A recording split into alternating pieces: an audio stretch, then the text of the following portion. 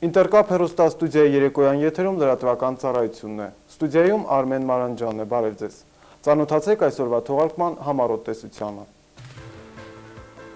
Վանաձորի կոմունալ ծառայության ոլորտի հարցերի հարցը շարունակում է մնալ ջրամատակարարումը։ Ջրի պահեստավորման համար պիտանի յուրաքանչյուր տարողություն լցվում է ջրով։ Աղետի գոտու վերականգնման ծրագիրը նոր ձև է ստանում։ Կարիքավորներից ոմանք բնակարան գնելու հնարավորություն կստանան։ Փոքր և միջին բիզնեսի զարգացման ոլորտում Լոռու մարզում կոնկրետ քայլեր են կատարվում։ Սկսել է գործել կաթի վերամշակման արտադրամասը։ Շենավանում երկրաշարժից ավերված եկեղեցու տեղում նոր մատուռ է կառուցվել։ Այս և այլ նյութերի մասին է մեր այս ժամի թողարկումը։ Վանաձորում շարունակվում է մարդահամարը։ Հաշվետարներն ամեն օր այցելում են բնակիչներին ու լրացնում հաշվառման թերթիկները։ Գործընթացն ընդհանուր առմամբ լավ է կազմակերպված և խոչընդոտներ չկան։ Բնակիչները հասկանում են խնդրի կարևորությունն ու ընդառաջում հաշվետարներին։ Միակ խոչընդոտը հեռախոսակապի բացակայությունն է վիճակագրության վարչության հետ։ Արմենթելի այս անակնկալը հուսանք էական ազդեցություն չունենա մարդահամարի վրա։ Մեկ այլ ավելի կարևոր խոչընդոտ սակայն սպառնում է Վանաձորի որոշ թաղամասերի բնակիչների նորմալ կենսագործունեությանը։ Ջրի պրոբլեմի ի հայտ գալուց ի վեր շատ ջուր է հոսել։ Բայց Սասունցիների փողոցի բնակիչներն ամիսներ շարունակ ջրի խնդիր են լուծում։ Առավոտ կանուղ Վանաձորի Սասունցիներ փողոցի բնակիչները մեծով ու փոքրով շտապում են իրենց լուլերը հերթի դնել փողոցում միակ գործող ջրի ծորակի կողքին։ Բանն այն է, որ նրանց բնակարանների խմելու ջրի ծորակներից վերջին անգամ մայիսին է ջուր եկել։ Բնակիչները ստիպված են ոչ միայն տարբեր վայրերից ջուր բերել, այլև խմելու ջուրն անգամ օգտագործել խնայողաբար։ Ամբողջ բանից ջունգլիներից գալիս են այստեղ ջրի։ Ամբողջ այս թաղամասից են ջուր չկա, վերևից ներքև։ Հիմնականում օգտագործում ենք ջուրը անձրևներից, այս հոսող գետերից, որը սանիտարկայանը թույլ չի տալիս, որ օգտագործենք, բայց ստիպված ենք, ինչ պետք անենք։ Հիմնական պատճառներից մեկն այն է, որ դեպի Սասունցիներ ձգվող ջրատարերից ապօրինի ջրանցումներ են կատարվել, ուստի պակասել է ջրի քանակը և դժվարացել ջրի մուտքը բնակարաններ։ Ասում էին դիրեկտորը կփոխվի, վիճակը կլավանա, ասում էին էլի համբերում էին, որ վիճակը կլավանա։ Հիմա դիրեկտորն էլ փոխվեց, էլի մեր վիճակը նույնն է։ Միջոցառումների պլանի մեջ կա այդ ապօրինի ջրանցումների դերերին բարձել, իմանալ ովքեր են, իրենց հետ պայմանագրային հարաբերությունների մեջ մտնել, կարգավորել ջրի բաշխումները, կարգավորել վարձավճարների հավաքագրման գործընթացը։ Մորական ջրի համար գալիս են փող են ուզում։ Մի մարդ չի, երկու մարդ չի, երեք մարդ չի, գալիս են ջուր, այ ջուր տվեք, որ բանանանք, էլի, փողն էլ տանք, էլի։ Բնակիչների հետ օրինական պայմանագրեր կնքելն ու ջրի վարձավճարներ գանձելն անգամ փրկություն չէ, քանի որ վնասված է ջրամատակարարման ներքին ցանցը։ Արմինե Մկրտումյան, Անդրեյ Մկրտչյան, Ինտերկապ։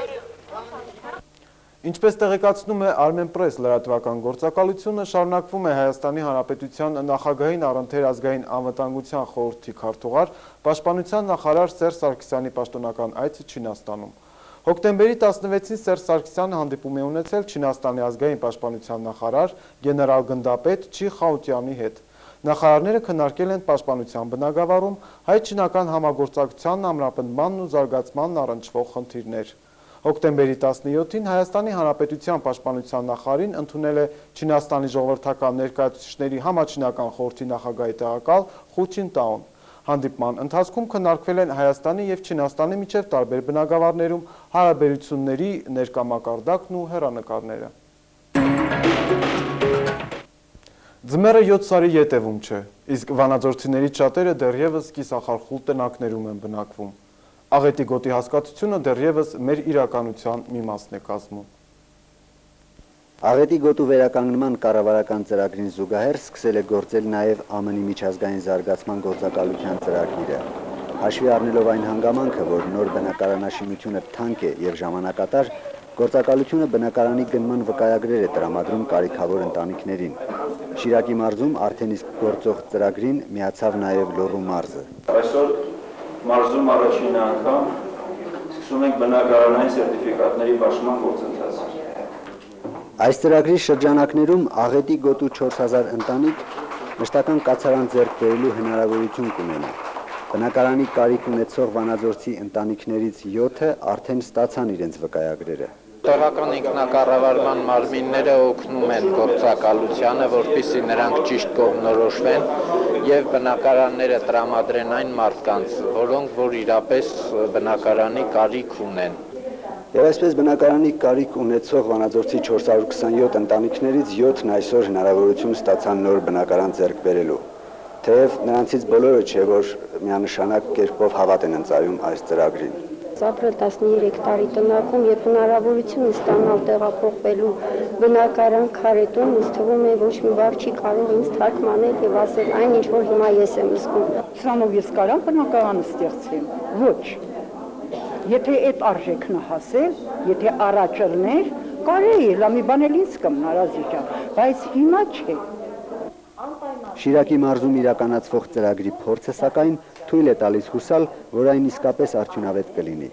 Այնտեղ մինչ այսօր վկայագիր են ստացել 312 ընտանիք, որոնց 97%-ը արդեն գնել է բնակարան։ Առաջիկայում վկայագրեր կստանան նաև Ստեփանավանի եւ Սպիտակի կարիքավոր ընտանիքները։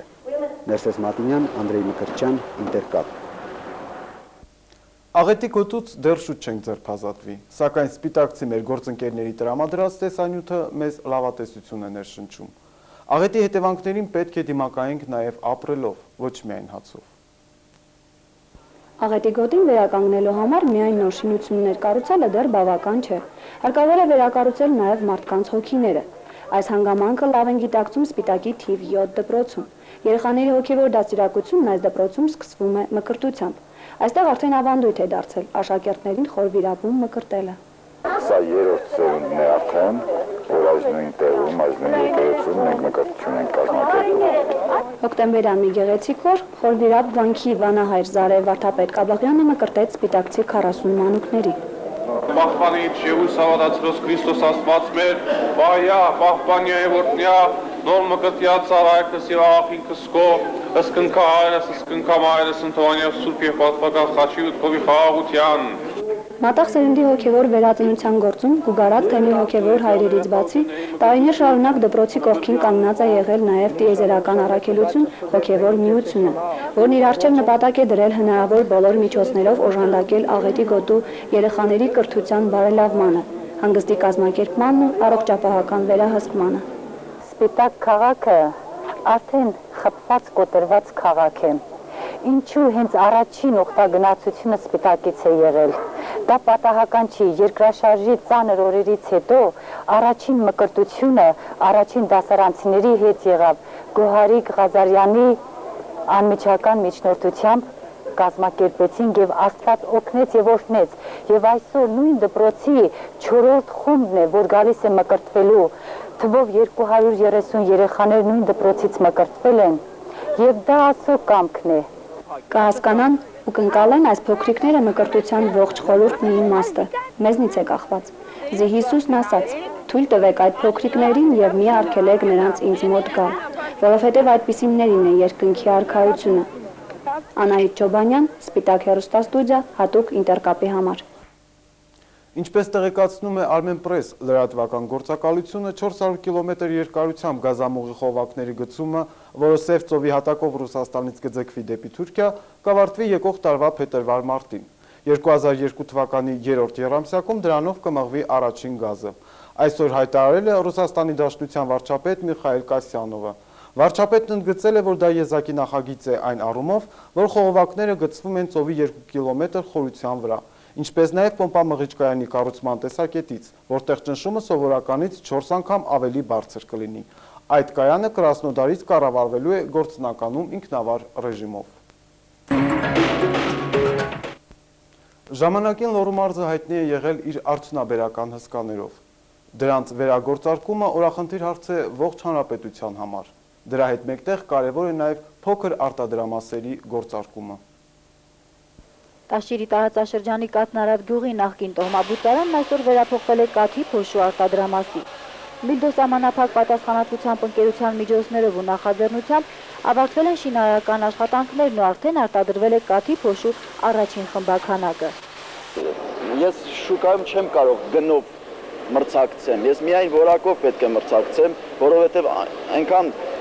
անգամ նվիրատվություններ է գալիս տեղ, բայց շատ անորակ է, դրա համար դրանց գները շատ է ժամա, դրա համար գնով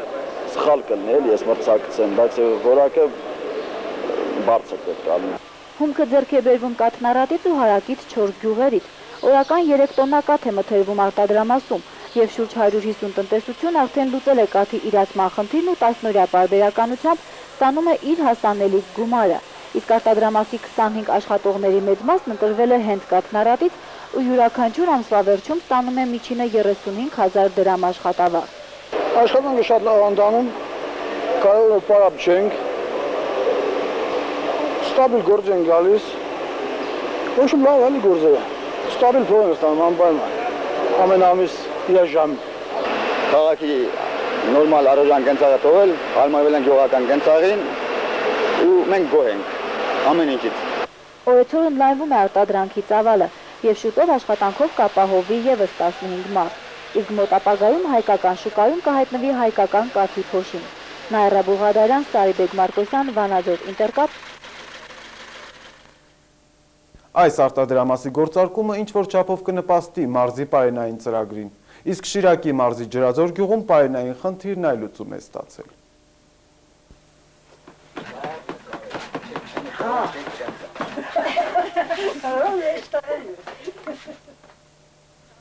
Ջրաձորի գյուղում աշակերտների համար լավաշ են թխում։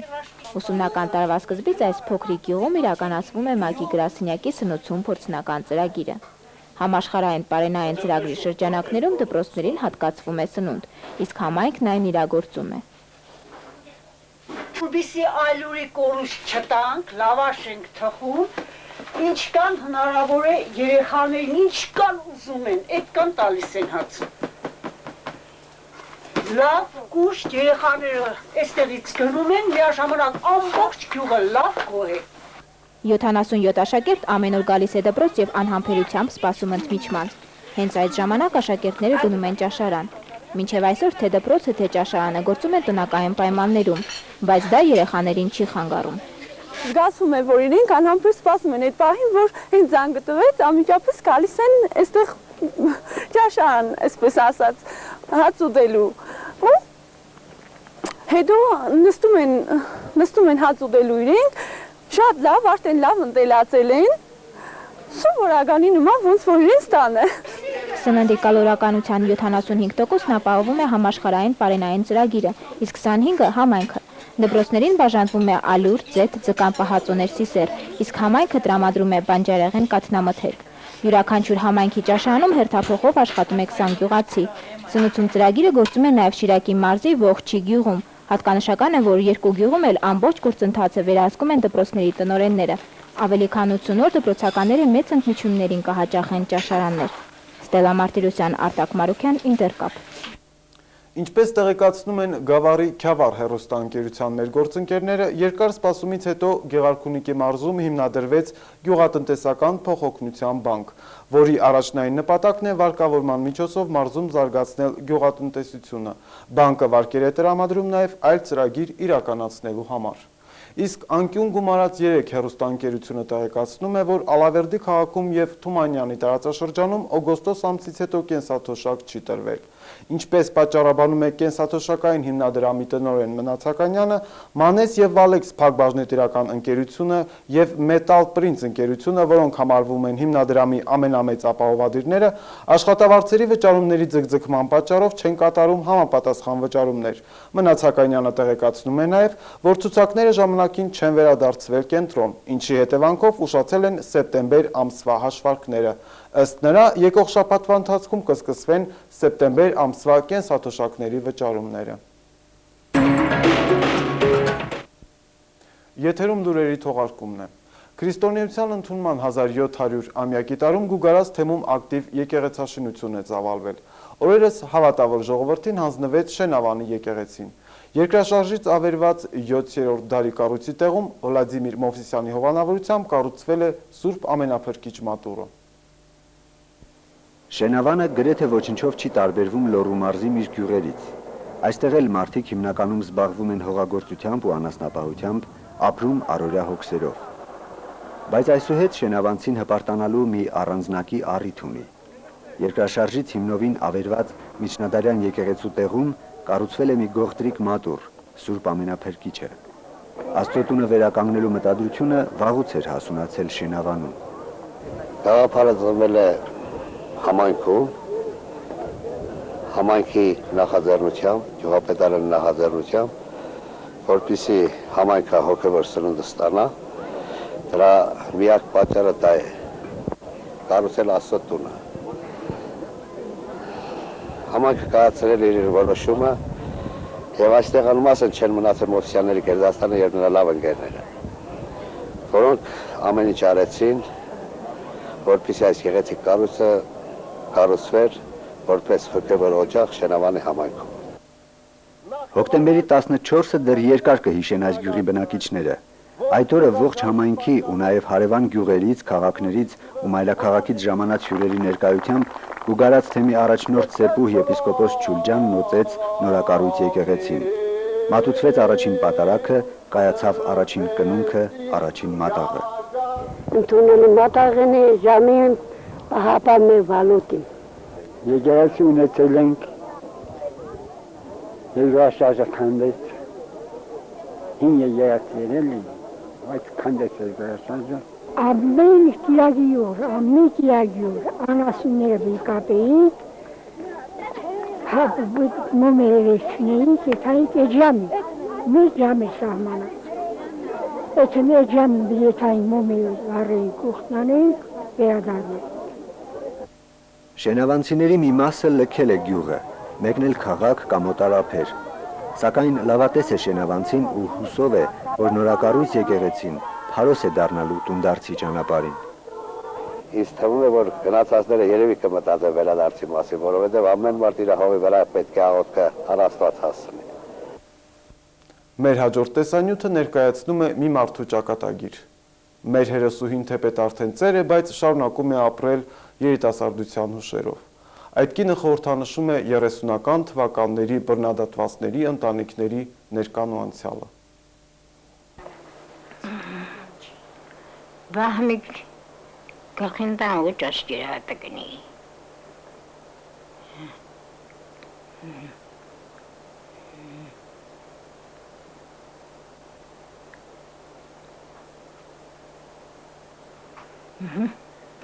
Իրավ։ Մեկ դար է ապրել Նատալիա Ռամազյանը, բայց նրա տարիքը չի զգացվում, երբ նա վերցնում է թելն ու ասեղը ու սկսում կարը։ Մտքերի շարանը միահյուսվում է մանրիկ կարերին, հետո կազմվում է շղթա։ Նա հիշում էր կյանքի ամենացավոտ էջը, երբ հանկարծ 1937 թվականին եկան ու տարան ամուսնուն, չգիտես ուր, չգիտես ինչի համար։ Իրանք մարդս դասատ էր, եկան տուն, հայք վկաց, գնացյոսի ինչի վեճն է հայկը, թե դուք նշեմ եմ բիլի, տենի գնացեք, սա հետ գործին եմ, ասի դա իմ ծանոթն է, ես էլ եմ դրում մանամ էտ ինչ գործեր է, թե մայրիկ ջան, դու իման ասել ոչ կլի, ասի չի լի, երդ որ գործա իմ ամուսնն է, ես դի ապայման իմանամ, թե ես չասվեմ, ես չես կարալ չեմ ոչինչ ասեմ, բայց ինքը որ գնա ջիրովական են դիեն, չես կղար գեն, էլ ջիրովականներ որ գնաց։ Ես երեխա ունեի, երեքը տղ, երեքը աղջիկ։ Էլ ես ուսարին ու տարան, ենտան էլ դա որ տարան։ Մինչև հիմա նա տոտատը սպասում է ամուսնուն և շարունակում է ապրել անցյալի հուշերով։ Նրա համար գոյություն չունի երրորդ հազարամյակը, կարևոր է ընտանիքն է և 6 երեխաները, որոնք մնացին անտեր ու տիրական։ Բաղթ էր, որ մեզ հասավ։ Բա նրա հերը տանջվի, չրչարվի, թիվիս 10 տարիս հորսնի, գարեստի քանի տարիստի դազատ ունի, մի պսնքոտը, վեճերա թուդգերի դիժդանմանի տանեն։ Մի պսնքոտը նրան անմանի յեշ, գաննահկետան են, նանչը թե մարդին, թե խեղճ ու խեք ունեին, բիեց ռեխեն թողել չէին արմար։ Բիեց ռեխես թողել, մանրը դեր չի աշխատված, չի հասկանան։ Հայկ Ռամազյանը գնդակահարվեց 37 թվականի նոյեմբերի 6-ին, իսկ ռեաբիլիտացվեց 60-ական թվականներին, բայց Նատոտատը չի հիշում այդ փաստը, նա մինչև այսօր սպասում է, եւ ով գիտի, մինչև կյանքի վերջը կարոտով կերքի Յարի մասին։ Թշնամին դունս հանդեց, տարավ երես, գործրեց, չգիտեմ ծողա, թե մահացած է, աչքս ճամպի, եղքս ճամպի։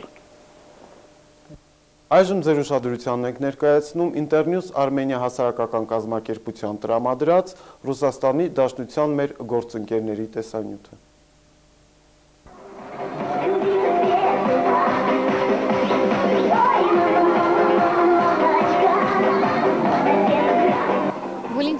Վալենտինա Ալեքսեևնա այն առանց հարդարվելու հնարավոր չէ ճանաչել։ Թեպետ ձեզ տեսնենք տատիկների մրցույթի օրը լրացավ նրա 60-ների քամյակը, բեմին նա իրեն վստահ էր զգում։ Այդ օրը պարզվեց, որ նա ոչ միայն կտվորուհի է, այլև դերասանուհու հարուստ փորձ ունի։ Կյանքում ես այդպիսին եմ, երբ ես ասում եմ, որ հիվանդ եմ կամ հիասթափված եմ, ինձ չեն հավատում։ Ես միշտ կենսուրախ եմ